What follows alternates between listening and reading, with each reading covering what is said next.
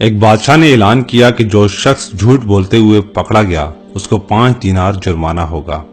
لوگ ایک دوسرے کے سامنے بھی ڈرنے لگے کہ اگر جھوٹ بولتے ہوئے پکڑ گئے تو جرمانہ نہ ہو جائے۔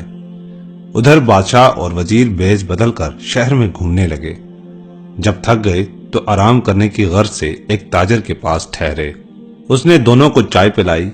بادشاہ نے تاجر سے پوچھا، تمہاری عمر کتنی ہے؟ تاجر نے کہا 20 سال۔ بادشاہ نے پوچھا، تمہارے پاس دولت کتنی ہے؟ تاجر نے کہا 70,000 دینار۔ بادشاہ نے پوچھا، تمہارے بچے کتنے ہیں؟ تاجر نے جواب دیا، 1، صرف 1۔ واپس آ کر انہوں نے سرکاری دفتر میں تاجر کے کوائف اور جائیداد کی پڑتال کی تو اس کے بیان سے مختلف تھی۔ بادشاہ نے تاجر کو دربار میں طلب کیا اور وہی 3 سوالات دہرائے۔ تاجر نے وہی جوابات دیے۔ بادشاہ نے وزیر سے کہا، اس پر 15 دینار جرمانہ عائد کر دو اور سرکاری خزانے میں جمع کرا دو، کیونکہ اس نے 3 جھوٹ بولے ہیں۔ سرکاری کاغذات میں اس کی عمر 35 سال ہے، اس کے پاس 70,000 دینار سے زیادہ رقم ہے اور اس کے 5 لڑکے ہیں۔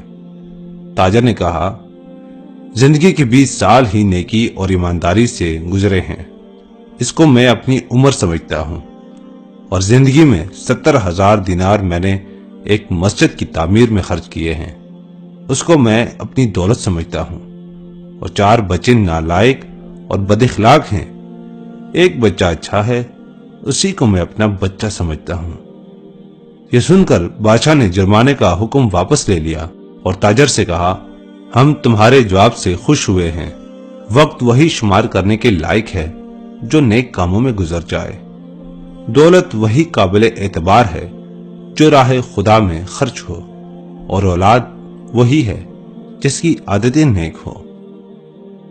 دوستو، اچھی بات پھیلانا صدقہ جاریہ ہے، اور اس ویڈیو کو اپنے دوستوں کے ساتھ ضرور شیئر کریں تاکہ یہ کہانی کسی کے دل پر اثر کر جائے۔ شکریہ، والسلام۔